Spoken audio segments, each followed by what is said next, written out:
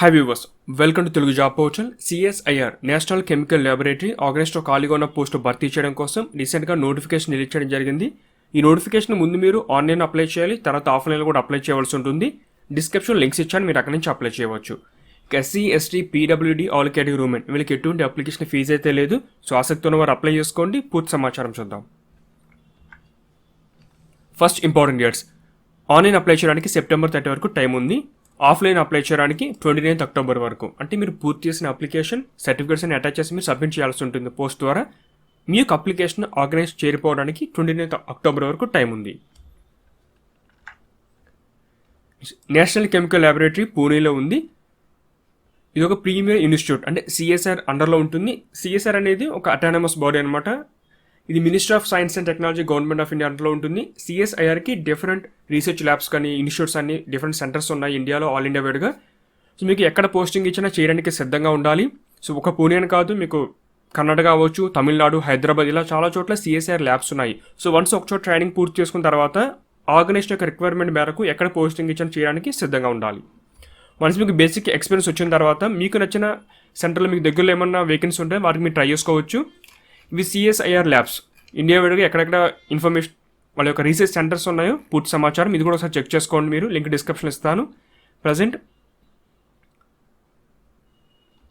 National chemical laboratory CSIR NCL Pune, ఈ organisation vacancies ఉన్నాయి. ఇంతకుముందు రీసెంట్గా నోటిఫికేషన్ రిలీజ్ అయింది, national botanical research institute Lucknow. ఇదే విధంగా మెయిన్ మీకు లక్నో అవ్వచ్చు, హైదరాబాద్, కర్ణాటక, తమిళనాడు, చాలా ఏరియాస్లో మీకు సిఎస్ఐఆర్ ల్యాబ్స్ ఉన్నాయన్నమాట. సో ఎక్కడ వేకెన్సీ ఇచ్చినా మీరు అప్లై చేయడానికి అవకాశం ఉంటుంది. వేకెన్సీస్ చూద్దాం. Junior secretariat assistant, general category, తర్వాత stores and purchase, finance and accounts. Total 3 డిసిప్లిన్స్లో మనకి 16 వేకెన్సీస్ ఉన్నాయి. కొన్ని అన్రిజర్వ్లో ఉన్నాయి, కొన్ని ఓబీసీ కేటగిరీలో ఉన్నాయి. ఇక పే స్కేల్ వచ్చి 19,000 నుంచి స్టార్ట్ అవుతుంది అప్ టు 63,000 వరకు. వన్స్ మీరు జాయిన్ అయిన తర్వాత ఈ ఫస్ట్ మీకు 19,900 పే స్కేల్ అప్లై అవుతుంది. ఇతర అలవెన్స్ అన్ని కలుపుకుంటే కనుక 30,000 వరకు శాలరీ వస్తుంది ఫస్ట్ మంత్.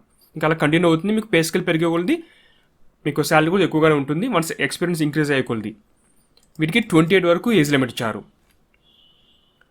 స్టెనోగ్రాఫర్, ఇందులో 5 వేకెన్సీస్ ఉన్నాయి. వీళ్ళకి 25,000 నుంచి పే స్కేల్ ఉంటుంది.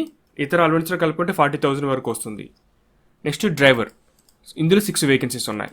19,000 నుంచి మీకు పే స్కేల్ ఉంటుంది. ఇది కూడా సేమ్ 30,000 వరకు శాలరీ వస్తుంది అలవెన్స్ అన్ని యాడ్ అయితే. సో ఈ పోస్టులకి స్టెనోగ్రాఫర్ అండ్ డ్రైవర్ పోస్టులకి 27 వరకు ఏజ్ లిమిట్. ఇక రిజర్వ్డ్ పోస్టులకి అయితే మీకు గవర్నమెంట్ గైడ్లైన్స్ ప్రకారం ఏజ్ రిలాక్సేషన్ కూడా అప్లై అవుతుంది. ఎడ్యుకేషన్ క్వాలిఫికేషన్ ఇన్ఫర్మేషన్ చూద్దాం. ఇక ప్రతి పోస్ట్ కూడా విడివిడిగా ఇన్ఫర్మేషన్ ఇచ్చారు.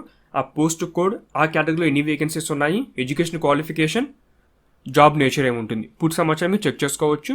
పేజ్ నెంబర్ 3 నుంచి ఎడ్యుకేషన్ క్వాలిఫికేషన్ వివరాలు స్టార్ట్ అవుతున్నాయి నోటిఫికేషన్లో. నోటిఫికేషన్ ఇంకా డిస్క్రిప్షన్లో ఉంది, ఒకసారి డౌన్లోడ్ చేసి చెక్ చేసుకోండి.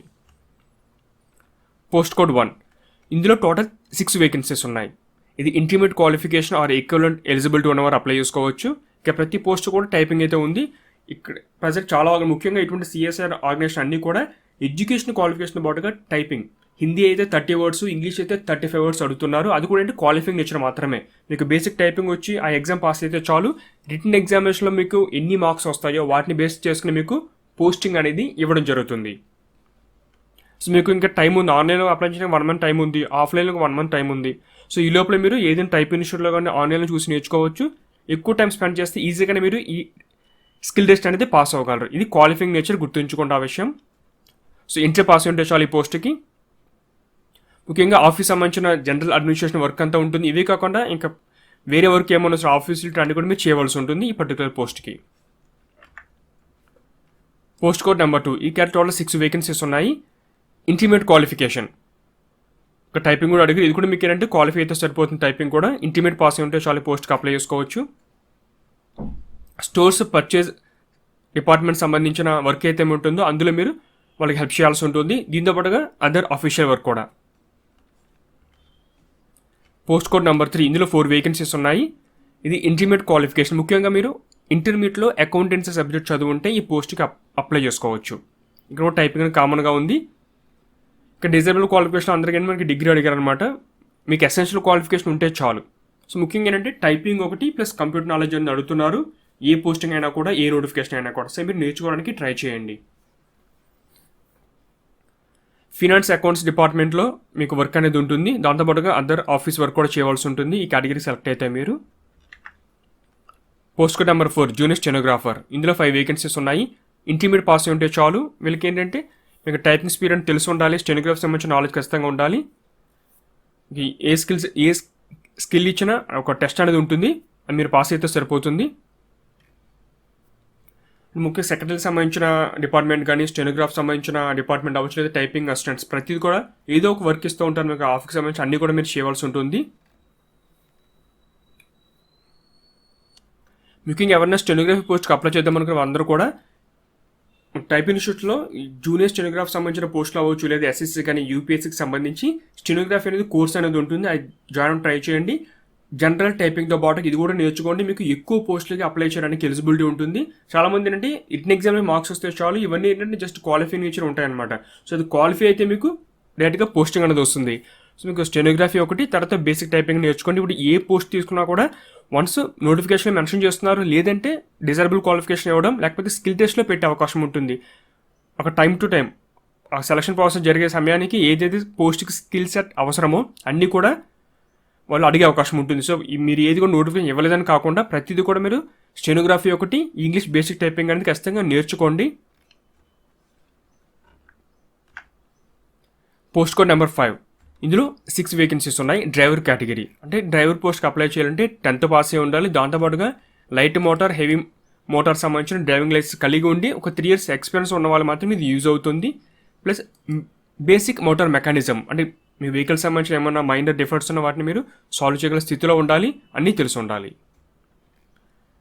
సో వీళ్ళకి వచ్చి డిజైరబుల్ క్వాలిఫికేషన్ మీకు లాంగ్వేజ్ అడిగారు అనమాట. ఇంగ్లీష్, హిందీ అండ్ మరాఠీ తెలుసుంటే వాళ్ళకి ప్రయారిటీ ఉంటుంది. అంటే రిటన్ ఎగ్జామినేషన్ పూర్తయిన తర్వాత, స్కిల్ టెస్ట్ అంతా అయిపోయిన తర్వాత ఈ డాక్యుమెంట్ వెరిఫికేషన్ అప్పుడు కూడా అంటే ఎవరికి ఎక్కువ క్వాలిఫికేషన్, ఎక్కువ నాలెడ్జ్ ఉంటే ఆ పర్టికులర్ పోస్ట్ సంబంధించి సో వాళ్ళకి ఇచ్చే అవకాశం ఉంటుంది. ఎసెన్షియల్ అనేది మ్యాండేటరీ, కానీ మల్టిపుల్ మీకు ఎలిజిబిలిటీ ఉంటే కనుక పోస్ట్ తగ్గట్టుగా వాళ్ళకి ప్రయారిటీ అనేది ఎక్కువగా ఉంటుంది.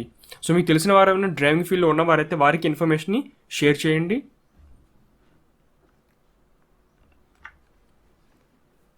సెలక్షన్ ప్రాసెస్ ఏ విధంగా ఉంటుందో చూద్దాం. ముందుగా రిటన్ ఎగ్జామినేషన్, తర్వాత పోస్ట్ని బట్టి స్కిల్ టెస్ట్ ఉంటుంది. ఇందులో వచ్చిన మెయిన్ ఇంపార్టెంట్ రిటన్ ఎగ్జామినేషన్ వచ్చిన మార్క్స్ ఇంపార్టెంట్. తర్వాత పేపర్ ప్యాటర్న్ చూద్దాం. ఇందులో మీకు పేపర్ 1, పేపర్ 2 మొత్తం 2 కేటగిరీస్ ఉంటాయి. సో పేపర్ 1లో మీకు మినిమం మార్క్స్ వస్తేనే పేపర్ 2 అనేది ఎవాల్యుయేట్ చేయడం జరుగుతుంది.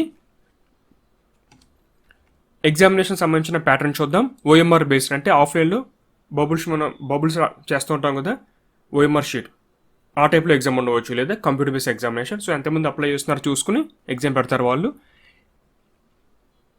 మీకు ఇంగ్లీష్, హిందీ లాంగ్వేజ్లో పేపర్ ఉంటుంది. ఇంటర్మీడియట్ సంబంధించిన క్వాలిఫికేషన్ కాబట్టి ప్రశ్న స్థాయి వచ్చి ఇంటర్మీడియట్ లెవెల్లో మాత్రమే ఉంటుంది. Total 200 questions, 2 hours 30 minutes time. ముందుగా పేపర్ 1 దీనికి 90 minutes టైం ఉంటుంది. ఇది మెంటల్ ఎబిలిటీ టెస్ట్ అంటే ఇందులో మీకు యాప్ట్యూడ్ ఉంటుంది, రీజనింగ్ ఉంటుంది, సిచ్యువేషనల్ జడ్జిమెంట్ అన్నీ కూడా ఆడడం జరుగుతుంది. 200 మార్క్స్. ఎటువంటి నెగిటివ్ మార్కింగ్ అనేది ఈ పర్టికులర్ పేపర్కి అయితే లేదు. Next paper 2. ఇందులో general awareness 50 questions 150 marks, English language 50 questions 150 marks. అంటే కరెక్ట్ పెడితే 3 మార్క్స్, రాంగ్ పెడితే 1 మార్క్ అనేది కట్ చేయడం జరుగుతుంది.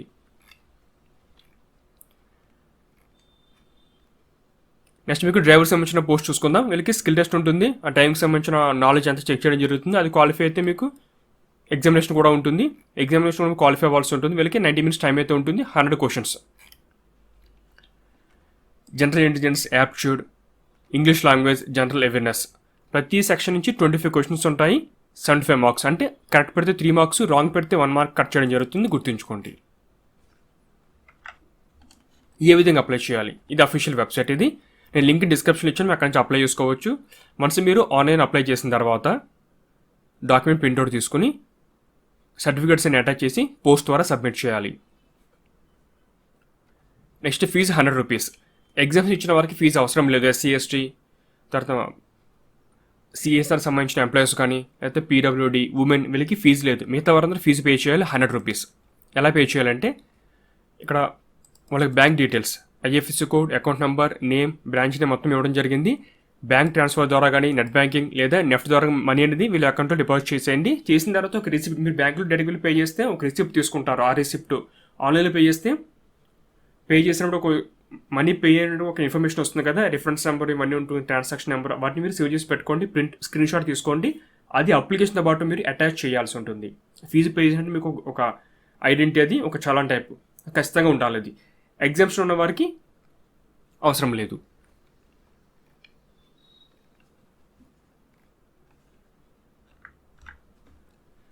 ఏమేమి డాక్యుమెంట్స్ సబ్మిట్ చేయాలి?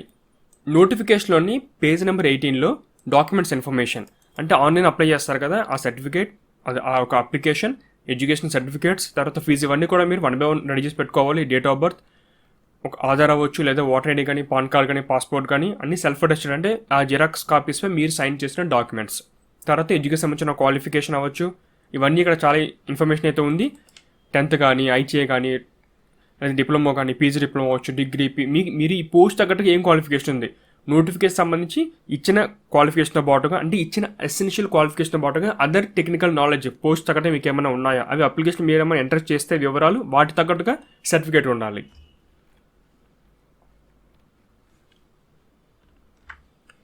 ఇది ఆన్లైన్ అప్లికేషన్ పోర్టల్. డిస్క్రిప్షన్లో లింక్ ఇచ్చాను, క్లిక్ చేస్తే పేజ్ ఓపెన్ అవుతుంది. ఇక్కడ మీకు స్టార్టింగ్ ఉంటుంది ఇన్ఫర్మేషన్, ఇది చూసుకోండి. నోటిఫికేషన్ సంబంధించిన ఇన్ఫర్మేషన్ ఇది. August 13 నిన్న స్టార్ట్ అయింది, ఇది September 13 టైం ఉంది. ఈ పక్కన మీకు అప్లై నౌ ఒక లింక్ ఉంది, క్లిక్ చేయండి. ముందుగా మీరు రిజిస్ట్రేషన్ చేసుకోవాలి. మీ యొక్క నేమ్, మీకు ఈమెయిల్ ఇవ్వాలి, ఒక పాస్వర్డ్ సెట్ చేసుకోండి. రిజిస్టర్ అంటే బేసిక్ రిజిస్ట్రేషన్ పూర్తవుతుంది, తర్వాత లాగిన్ అవ్వాల్సి ఉంటుంది. ఆ ఈమెయిల్ పాస్వర్డ్ వచ్చి లాగిన్ అవ్వండి. ఒకవేళ మీరు పాస్వర్డ్ మర్చిపోయినా ఫర్గట్ పాస్వర్డ్ ద్వారా తెలుసుకోవచ్చు. ఇక్కడ మీకు ఇన్స్ట్రక్షన్స్ ఉంటాయి, ఎవరికి ఈ యొక్క అప్లికేషన్ ఫార్వర్డ్ చేయాలో. అడ్రస్ ఇది controller of administration, CSIR, national chemical laboratory, doctor Homi Bhabha road, Pune, Maharashtra 411008. ఇది అడ్రస్. ముఖ్యంగా ఎన్వలప్ లోపల ఇన్ఫర్మేషన్, అప్లికేషన్ కానీ, తర్వాత అదర్ ఫీజు రిసిప్ట్స్ కానీ, ఎడ్యుకేషన్ క్వాలిఫికేషన్ అన్ని పెట్టిన తర్వాత ఎన్వలప్లో ఒక ఇన్ఫర్మేషన్ రాయాల్సి ఉంటుంది. Application for the post of అని, ఏ పోస్ట్కి అప్లై చేస్తున్నారు, అడ్వర్టైజ్మెంట్ నెంబర్ మొత్తం మీరు ఇన్ఫార్మ్ చేయాల్సి ఉంటుంది. 29th October last date. మీకు ఏమైనా క్వరీస్ ఉంటే ఇక్కడ ఈమెయిల్ ఐడి ఉంది, ఈమెయిల్కి మీకు క్వరీస్ని ఫార్వర్డ్ చేయండి, వాళ్ళు రిప్లై ఇస్తారు. So how to apply section అయితే ఉంటుంది, ఇది సెలెక్ట్ చేస్తే మీకు ఒక PDF కింద ఓపెన్ అవుతుంది అనమాట. సో అందులో మీకు స్టార్టింగ్ ఏముంది, ఇప్పుడు ఏమైతే వెబ్ పోర్టల్ ఓపెన్ చేస్తున్నా అది ఓపెన్ అయింది. తర్వాత ఇక్కడ మీరు రిజిస్ట్రేషన్ సంబంధించిన ఆప్షన్ వస్తుంది. వన్స్ మీరు బేసిక్ ఇన్ఫర్మేషన్, మీ యొక్క ఈమెయిల్ ఐడి, పాస్వర్డ్ అంటే మీరే జనరేట్ చేసుకున్న పాస్వర్డ్ ఇచ్చిన తర్వాత మీకు ఈమెయిల్కి ఒక ఇన్ఫర్మేషన్ వస్తుంది అనమాట. ఆ లింక్ క్లిక్ చేస్తే మీ యొక్క అకౌంట్ అనేది యాక్టివేట్ అవుతుంది. అది మీరు లాగిన్ అవ్వాలి. మీరు ఏమైతే ఇన్ఫర్మేషన్ ప్రొవైడ్ చేస్తారో ఈమెయిల్ ఐడి, పాస్వర్డ్ అది ఇచ్చి లాగిన్ అవ్వాలి. అప్పుడు ఈ విధంగా స్క్రీన్ వస్తుంది అనమాట. ఇక్కడ ఏ పోస్ట్కి అప్లై చేస్తున్నారు, మొత్తం పోస్ట్ సంబంధించిన ఇన్ఫర్మేషన్ ఉంటుంది. ఈ విధంగా మీరు సెలెక్ట్ చేసుకుని 1 by 1 అప్లోడ్ చేయవలసి ఉంటుంది. సో మీకు ఇంకా డౌట్ ఉంటే కింద కామెంట్ బాక్స్లో పోస్ట్ చేయండి, మీ ఫ్రెండ్స్ కూడా వీడియోని షేర్ చేయండి. ఇది ఫ్రెండ్స్ CSIR NCL ఆర్గనైజ్ సంబంధించిన recent notification details. Latest job notification, online application process కోసం ఛానల్ సబ్స్క్రైబ్ చేసుకుని బెల్ బటన్ ప్రెస్ చేయండి. Thanks for watching.